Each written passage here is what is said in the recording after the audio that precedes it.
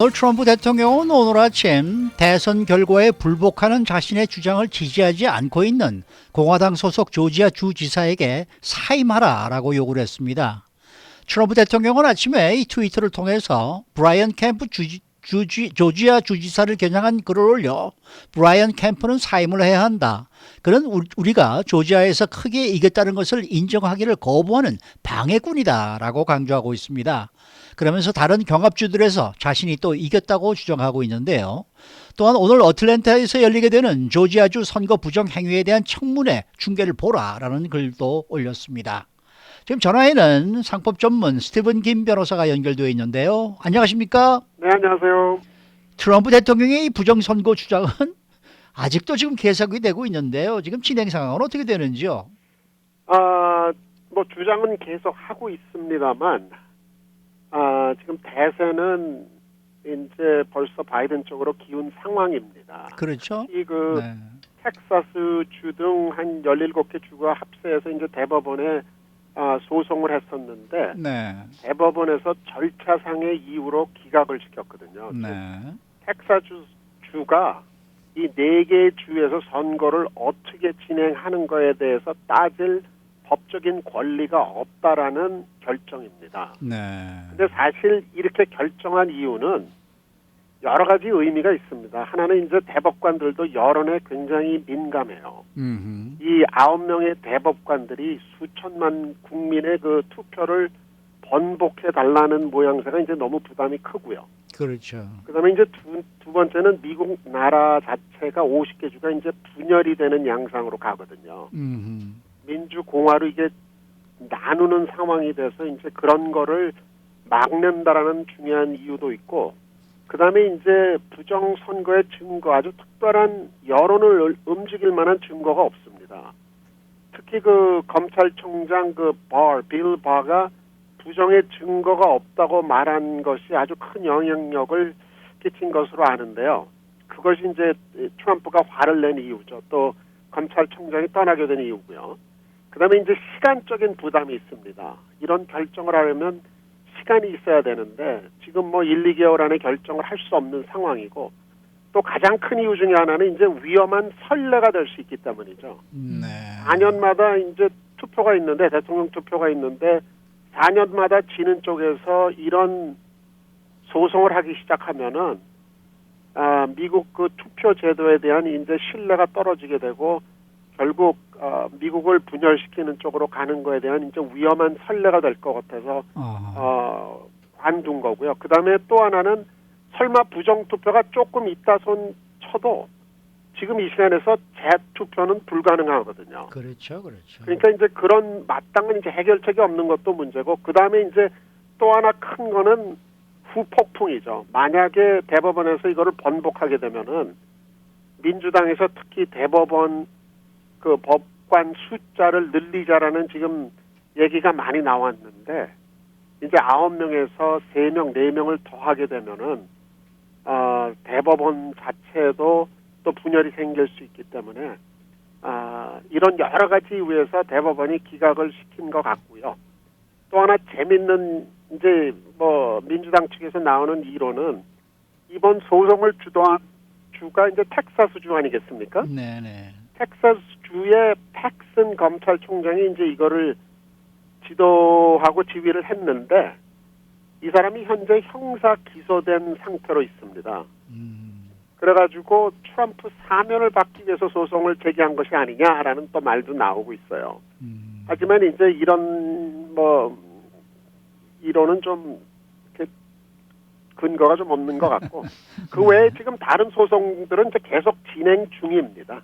이제 미디어가 약간 이런 부정선거 주장에 대한 그 여론의 관심이 점점 없어지니까 상대적으로 이런 내용에 대한 이제 뉴스가 줄어들기 시작하는 거죠. 네. 자, 요즘 조지아주 상원 선거와 관련해서 최근 소식은 어떤 게 있습니까? 이 조지아주 이 재선이 조지아 경제에 아주 큰 도움이 될 것으로 생각합니다. 지금 광고 비용으로만 지금 5억 4천만 불을 쓰고 있거든요. 와, 네.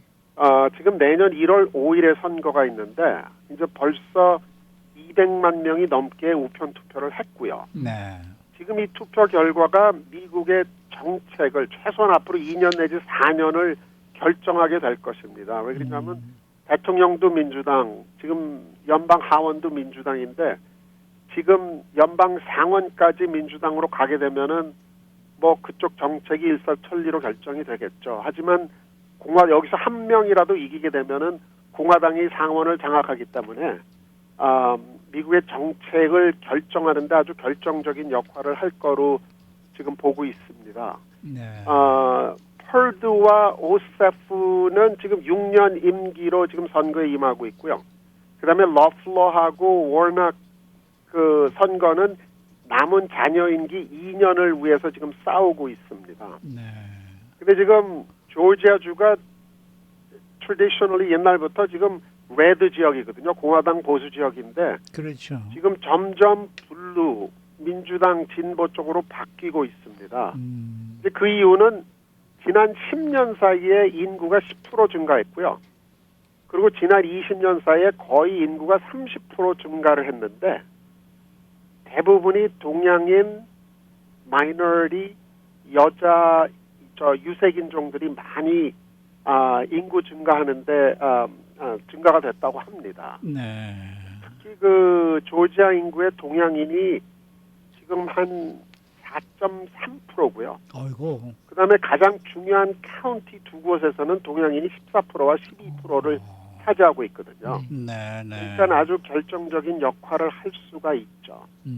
지금 예상으로는 조심스럽게 공화당 후보 2명 다 이길 것으로 예상을 하는데 네. 그 이유는 이제 11월 선거에서 펄드 상원 의원이 오서프 민주당 후보를 8만 표 이상으로 이겼거든요. 네. 그러니까 큰 변화가 없는 한 같은 비율로 이기게 될 것으로 예상하고 또 러플러와 워닉 투표에서는 공화당 표가 민주당 표 합한 거에 4만 8천 표가 더 많았습니다. 그러니까 그 비율대로 나온다면은 이제 러플러 공화당 후보가 이길 확률이 높다라고 조심스럽게 지금 예상하고 있습니다. 네. 그런데 뭐 지금 나오고 있는 이 발표되는 여론조사 결과를 보면은 뭐 거의가 오차 범위 내에서 지금 막상막하를 이렇게 이제 보이고 있다라는 조사 결과가 많이 나오고 있는데 그런 의미에서 보면은 지금 말씀하신 히스패닉과 아시안들의 투표 성향이 이번 이 상원 의원들의 당선을 결정지을 수 있는 그러한 바로미터가 될 것 같은 느낌이 드는데요. 결정적인 역할을 할 수도 있죠. 예를 들면은 2016년에 트럼프가 51%대 46%로 이겼거든요. 네네네. 근데 이번엔 지지 않았습니까?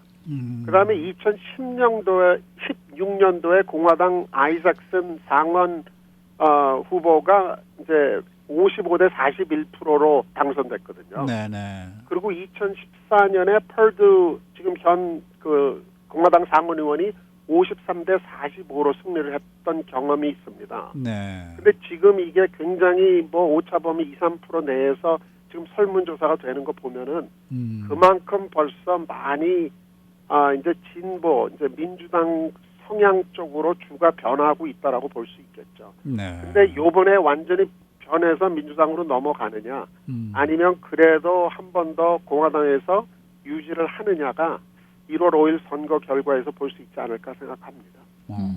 네네. 혹시 이번 대통령 선거에서 말입니다. 조지아주 상원 선거 말고 대통령 선거에서 뭐 히스패닉과 아시안의 투표 성향도 좀 많이 변화가 있었을까요? 예, 지금 뉴욕 타임즈에서 아주 자세하게 조사를 했습니다. 예. 그래서 이제 보편적으로 히스패닉하고 동양인들은 민주당을 지지한다라고 생각을 했는데, 이제 흑인과 같죠. 흑인은 거의 90% 이상이 늘 민주당을 지지하니까요. 근데 네. 이번에 뉴욕 타임즈 조사에 의하면은 아주 굉장한 지각 변동이 있는 것 같습니다. 이제 민주당 측에서는 굉장히 걱정되는 부분 중에 하나인데, 특히 LA, 뉴욕, 시카고, 마이애미, 필라델피아 등 민주당의 텃밭에서 트럼프 지지표가 상당히 늘었습니다. 예를 들면은 LA 경우 트럼프 지지표가 2016년 이제 한 LA에 1,544표 투표 구역이 있는데 2016년에 비해서 트럼프 지지표가 78%가 늘어났습니다. 네. 뉴욕도 마찬가지예요. 라티노와 동양인들이 많이 거주하는 지역에서 트럼프 지지표가 한 80% 늘어났고요. 휴스턴인 경우는 60% 정도, 마이애미는 61%, 샌디에고 59%, 샌호세 94%, 올랜도 플로리다는 70%, 필라델피아는 111%, 피닉스는 64%, 라스베가스는 54%거든요. 근데 지금 미국 유권자 가운데 히스패닉이 13%를 차지하고 있습니다. 또 4%가 동양인인데요. 13%에서 지금 공화당이 히스패닉의 투표를 받기 시작하면은 특히 이번에 흑인들 사이에서도 트럼프의 지지율이 올라갔거든요. 네네. 이런 추세가 계속되면은 이 히스패닉계 유권자들이 결정적인 역할을 할 수 있지 않을까. 또 동양인의 비록 4%라도 현재 지금 많은 그 박빙의 선거들이 뭐 1000표, 만표, 뭐 몇만 표로 이기고 지고 하거든요. 그리고 이제 12년 후에는 히스패닉이 18% 정도가 될 거로 예상합니다. 네. 그러니까 이제 아주 결정적인 그 보링 블락이 될 거로 같고, 특히 플로리다 경우에서는 이제 쿠바에서 온 히스패닉이 많은데, 그렇죠. 이 그룹이 트럼프를 플로리다 주에서 이기게 했다라고 할 정도로 지금 그 히스패닉계의 유권자 파워가 굉장히 힘을 받고 있는 상황입니다. 네. 그러면 이렇게 변화가 된 데에 무슨 까닭이 있을까요? 제가 볼 때는 네. 트럼프의 전략이 현재 기존 공화당 민주당의 선거 유세와 다르게 굉장히 왜냐하면 과거에는 공화당에서는 히스패닉, 동양인, 유색인종, 흑인들에 대해서 일종의 기부업을 한 상태거든요. 예. 저쪽은 아무래도 민주당을 뽑을 거니까 우리가 그쪽 사람들한테 선거 유세에 돈을 쓸 필요가 없다라는 생각을 많이 했는데, 트럼프는 그 반대로 오히려 흑인, 히스패닉, 동양인들한테 굉장히 아주 어그레시브하게 지금 다가갔거든요. 예. 그러면서 흑인들한테도 너희가 잃을 게 뭐가 있느냐, 나한테 투표함으로 잃을 게 뭐가 있느냐. 그리고 지금 점점 그 유명한 흑인 이제 뭐 배우나 가수나 이런 분들이 공식적으로 트럼프 지지했다는 자체가 옛날에는 상상도 못할 일이었습니다. 근데 이제 이만큼 동양인들도 혹은 히스패닉도 흑인들도 이런 마이너리티들이 이제 공화당으로 조금씩 관심을 표한 것이 공화당 층에서 보면은 아주 긍정적인 추세가 아닌가 그렇게 생각을 합니다. 네네. 오늘 말씀 잘 들었습니다. 네, 감사합니다. 네, 지금까지 상법 전문 스티븐 김 변호사였습니다.